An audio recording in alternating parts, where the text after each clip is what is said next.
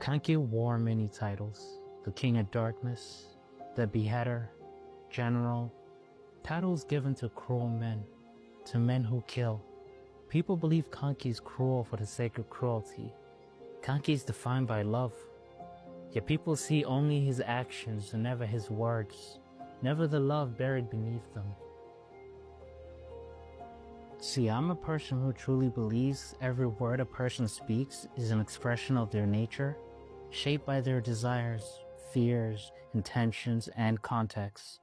In many ways, words are enough to discern who a person is, but it's our inability to decipher them that make us believe in actions more. But with these very same words, I came to understand who I believe to be the greatest portrayal of love, Kanki. And why wouldn't I, when words like these were spoken?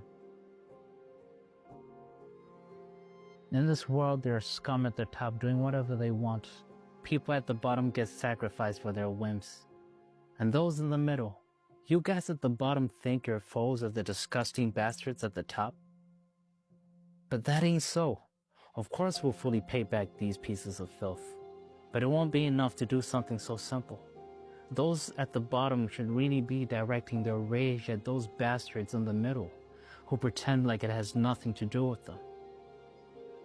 But see, there's a cruelty in his love, in his words, a cruelty that manifests itself in rage.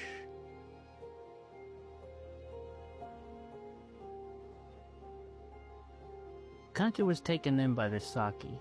Where he came from, we don't know. The leader at the time was Shio, and during this time, the Saki were simple bandits, comprised of people who were discarded, people who escaped from slavery and cruelty.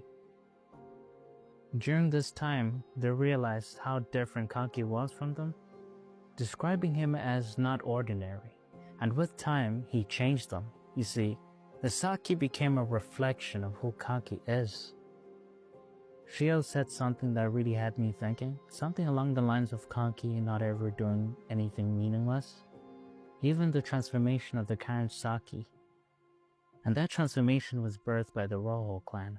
People who would kill, steal, and oppress the Saki.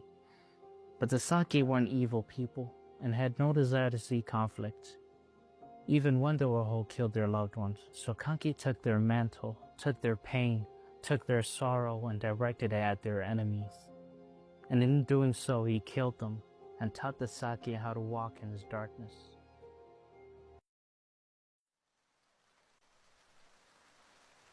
They committed atrocities to scare off anyone who would dare hurt them.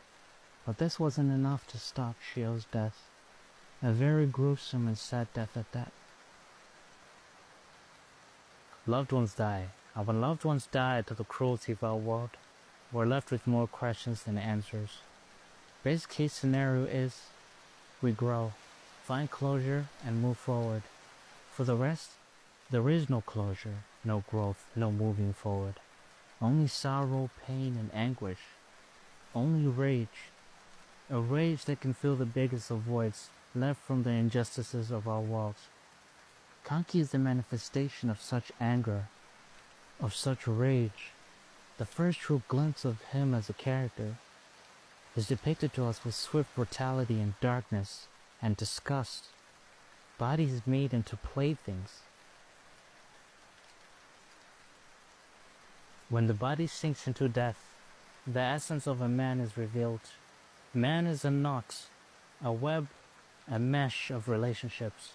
Only those relationships endure, and only they matter. Kanki is loved, admired, revered, and in that you can see the knot, the mesh of his existence.